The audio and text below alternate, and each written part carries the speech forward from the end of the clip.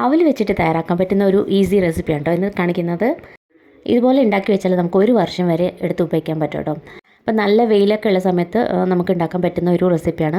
അപ്പോൾ ഒരുപാടൊക്കെ ഉണ്ടാക്കി വെച്ചാൽ പെട്ടെന്ന് നമുക്കൊരു സ്നാക്കൊക്കെ കഴിക്കാൻ തോന്നിയാൽ ഇതെടുത്ത് നമുക്ക് വറുത്ത് കഴിക്കാം. അപ്പോൾ അതിനായിട്ട് ഇതാ 1 കപ്പ് അളവിൽ അവലെടുത്തിട്ടുണ്ട്. അവലെടുക്കുമ്പോൾ നല്ല കട്ടിയുള്ള അവൽ നോക്കിയിട്ട് എടുക്കാം. ഒരുപാട് പേപ്പർ പോലത്തെ അവലൊന്നും എടുക്കരുത്. ഇത് നമുക്കൊരു മിക്സിയുടെ ജാറിലേക്ക് മാറ്റാം. ഇനി ഇത് നന്നായിട്ട് തന്നെ പൊടിച്ചെടുക്കാം. എത്രത്തോളം ഫൈനായിട്ട് പൊടിക്കാൻ പറ്റുമോ അത്രത്തോളം പൊടിച്ചെടുക്കാം. നമ്മൾ പൊടിച്ചാൽ പോലും ഇതിൽ കുറച്ച് തരിയൊക്കെ കാണും. അപ്പോൾ അതെന്തായാലും അരിച്ചെടുക്കേണ്ടി വരും. അപ്പോൾ നമുക്കൊന്ന് അരിച്ചെടുക്കാം. അപ്പോൾ നമുക്ക് അവലിൻ്റെ ആ ഫൈൻ പൗഡറാണ് നമുക്ക് വേണ്ടത്. അപ്പോൾ അതിനായിട്ട് മസ്റ്റായിട്ടും അരിച്ചെടുക്കാം. നന്നായിട്ട് കിട്ടുള്ളൂ. അപ്പോൾ നല്ലപോലെ ഒന്ന് അരിച്ചെടുക്കാം. അപ്പോൾ അരിച്ചെടുത്തതിൻ്റെ ബാക്കിയുള്ള പൊടിയാണ് കേട്ടോ ഇത്. ആ തരി വീണ്ടും നമ്മൾ മിക്സിയിൽ തന്നെ ഇട്ടിട്ട് വീണ്ടും ഒന്ന് പൊടിച്ചെടുക്കാം. അപ്പോൾ ഒന്നും കൂടി നല്ല നൈസായിട്ട് കിട്ടും. ഇതുപോലെ നമ്മൾ തരി വീണ്ടും പൊടിച്ച് അരിച്ചെടുക്കണം.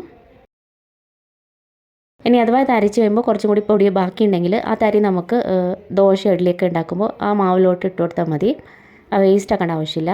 അപ്പോൾ നമ്മുടെ പൊടി ഇവിടെ നന്നായിട്ട് തന്നെ പൊടിച്ചെടുത്തു. നല്ല നൈസാണ് കേട്ടോ ഇത്. തൊടുമ്പോൾ തന്നെ നമുക്ക് മനസ്സിലാവും ഇതുപോലെ ഇരിക്കണം. ഇനി ഇതിലേക്ക് നമുക്ക് കുറച്ച് കാര്യങ്ങൾ കൂടി ചേർത്ത് കൊടുക്കാം. ഉപ്പ് ചേർക്കുമ്പോൾ ഒരുപാടൊന്നും ചേർക്കരുത്. കാരണം ഇത് പിന്നീട് ഉപ്പ് കൂടിയ പോലെ തോന്നും. അപ്പോൾ അതുകൊണ്ട് തന്നെ ഒരു 1/2 ടീസ്പൂണിലും കുറവായിട്ട് ഉപ്പ് ചേർക്കാം. 1/2 ടീസ്പൂൺ മുളക് പൊടി ചേർക്കാം. നിങ്ങൾക്ക് കുറച്ചും കൂടി സ്പൈസി ആയിട്ട് വേണമെങ്കിൽ കുറച്ചും കൂടി മുളക് പൊടി ചേർക്കാം. പിന്നെ ഒരു നുള്ളു ബേക്കിംഗ് സോഡയും കൂടി ചേർക്കുന്നുണ്ട്.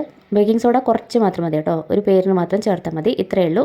ഇതെല്ലാം കൂടി നല്ലപോലത്തെ ഒന്ന് മിക്സ് ചെയ്ത് കൊടുക്കാം. അതിനുശേഷം നമുക്ക് ഇതിലോട്ട് വെള്ളം ഒഴിച്ച് നമ്മളിത് നന്നായിട്ടൊന്ന് കുഴച്ചെടുക്കാം. ചപ്പാത്തി മാവിനൊക്കെ കുഴക്കുന്ന രീതിയിൽ കുഴച്ചെടുക്കാം. വെള്ളം ഒഴിക്കുമ്പോൾ നന്നായിട്ട് തന്നെ വെള്ളം ഒഴിച്ച് കൊടുക്കുക. കാരണം ഇത് അവലായതുകൊണ്ട് തന്നെ നല്ലപോലെ പിടിക്കും.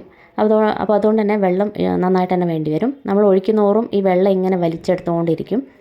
ഇപ്പോൾ നമുക്കൊരു കൃത്യമായിട്ടൊരു വെള്ളത്തിൻ്റെ കണക്ക് പറയാൻ പറ്റില്ല. ഞാനിപ്പോൾ 1 കപ്പ് അവലിന് ഒരു 2.5 കപ്പ് വെള്ളം വേണ്ടി വന്നിട്ടോ ഇത് കുഴച്ചെടുക്കാനായിട്ട്. അപ്പോൾ ഇത് നമ്മൾ എടുക്കുന്ന അവലനുസരിച്ചിരിക്കും. ചില അവലിന് നല്ലപോലെ വെള്ളം വേണ്ടി വരും, ചിലതിന് അത്ര വേണ്ട. പക്ഷേ നമ്മളിതിൽ വെള്ളം കൂട്ടി ചേർത്താലും കുഴപ്പമില്ല. കുറച്ച് നേരം വെച്ചാൽ വീണ്ടും അത് കട്ടിയായി തന്നെ വരും. അപ്പോൾ നമ്മൾ കുഴയ്ക്കുമ്പോൾ നല്ലപോലെ തന്നെ വെള്ളം ഒഴിച്ച് നല്ല സോഫ്റ്റായിട്ട് കുഴച്ചെടുക്കുക. ചപ്പാത്തി മാവിൻ്റെ ഒക്കെ ഒരു പരുവത്തിൽ വേണം കുഴച്ചെടുക്കാനായിട്ട്. അതോ നിങ്ങൾ കുഴയ്ക്കുമ്പോൾ ഒരുപാട് കട്ടിയായിട്ട് തോന്നിയാൽ വീണ്ടും കുറച്ച് വെള്ളം ഒഴിച്ച് കുഴച്ചാൽ മതി. നമുക്ക് എളുപ്പത്തിൽ തന്നെ ഇത് കുഴച്ചെടുക്കാൻ പറ്റും. നന്നായിട്ട് തന്നെ കുഴച്ചെടുത്തിട്ടുണ്ട്.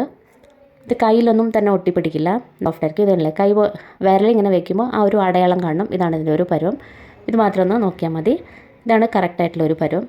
ഈ ഒരു സോഫ്റ്റ്നെസ്സിൽ മാവ് ഉണ്ടാവണം. ഇനി നമുക്കിത് റെഡിയാക്കി എടുക്കാം. അപ്പോൾ റെഡിയാക്കാൻ വേണ്ടിയിട്ട് മാവ് 2 ഭാഗമായിട്ട് ഡിവൈഡ് ചെയ്ത് കൊടുക്കാം. ഇനി ഇത് ഉണ്ടാക്കാനായിട്ട് നമ്മുടെ സേവനാഴി എടുക്കാം. നമുക്ക് മാവ് ഇട്ട് കൊടുക്കാം. ഈ ഒരു അച്ചാണ് വെച്ചിരിക്കുന്നത്. ഇനി നമുക്ക് ഒരു പ്ലേറ്റിലോട്ട് ഇതുപോലെ ഒന്ന് പിഴിഞ്ഞ് കൊടുക്കാം. അപ്പോൾ നിങ്ങൾക്ക് എത്ര വലുപ്പത്തിൽ വേണോ അതിനനുസരിച്ച് നമ്മൾ കൈവച്ചിനെ ഇതുപോലെ കട്ട് ചെയ്ത് കൊടുത്താൽ മതി.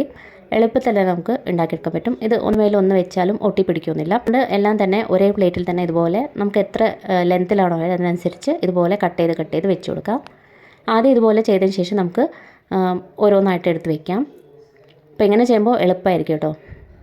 അപ്പോൾ നിങ്ങൾക്ക് വേണമെങ്കിൽ ഇങ്ങനെ ചെയ്യാം. അല്ലെങ്കിൽ ഡയറക്റ്റായിട്ട് നമ്മൾ ഏതിലാണോ ഇത് ഉണക്കാൻ വെക്കുന്നത് അതിലായാലും തുണിയിലോ അതേപോലെ പ്ലാസ്റ്റിക് ഷീറ്റിലാണെങ്കിലും ഡയറക്റ്റായിട്ട് പിഴിയണമെങ്കിൽ അങ്ങനെയും ചെയ്യാം. ഞാനിപ്പോൾ ഇതുപോലെ ചെയ്തു. ഇത് നല്ല എളുപ്പമാണ് കേട്ടോ.